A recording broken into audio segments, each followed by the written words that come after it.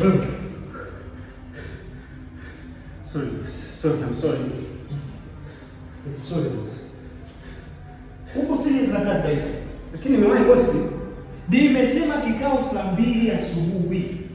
Kwa nini unaingia saa 3 sasa hivi? Afu umevaa mavazi gani? Lakini sasa bosi, unanipokea bosi. Mbona wenzangu hapo? Hamna hata mtu aliyeingia. Mimi nimewahi lakini bado unanipokea. Lakini sasa bosi, mimi na mamlaka ya kuwapokea kwa sababu nimewaajiri. Kampuni yangu kila siku naingia losi. Nakumbuka huu tumeanza mwaka mpya 2026, mambo mapya. Kuwahi kazini, kusikiliza kila kitu bosi wako anachokwambia. Na kwa uzembe wako unaofanya huu, mimi nakukata kwenye mshahara wako. Lakini bosi, kumbuka kuna foleni leo. Foleni utajua mwenyewe, na ndio maana mkaambiwa mnapoanzisha kazi, mnapoanza kazi kwenye kampuni yangu, mwenyewe hata na skeli. Sasa bosi, kweli kwa mshahara ambao unanilipa mimi naweza kupata kununua baiskeli? Unajibana dogo.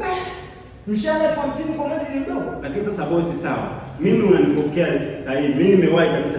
Nimechelewa tu dakika 20 tu unanipokea. Na mambo hajafika, angalia ofisi ilipo sasa hivi. Yaani sikiliza. Mimi niambie tu bosi kweli. Natoa na bosi wangu. Lakini sasa angalia, kuna mtoto mmoja. Yaani hata kama mimi nimewaanisha tungekuwa wawili, hichi kikao tungekiendesha, nikikwambia mimi na wewe pale tukae tukafunga kikao. Na hao nitawakata mara 2 yao ya mshahara.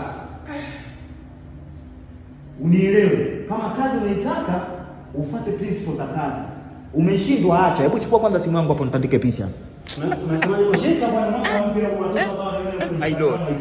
I wonder. Nianze kupiga tena picha. Piga picha. Sasa bosi, umesema tumechelewa kwenye kikao. Wewe piga picha ni bosi. Wakati inabidi tukae kwanza kuandaa na nini Piga picha watoto, mimi na watoto waone huko nipoje. Nianze kupiga picha tena bosi. Piga picha.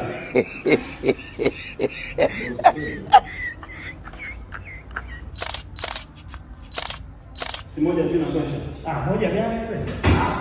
Ndio kama hivi, yani waone kabisa huyu mwanaume PhD. Labda ni mwenda wazimu. Katandika Mwenda wazimu. Umeshamaliza? Sawa, tukae hapa. Kikao kianza.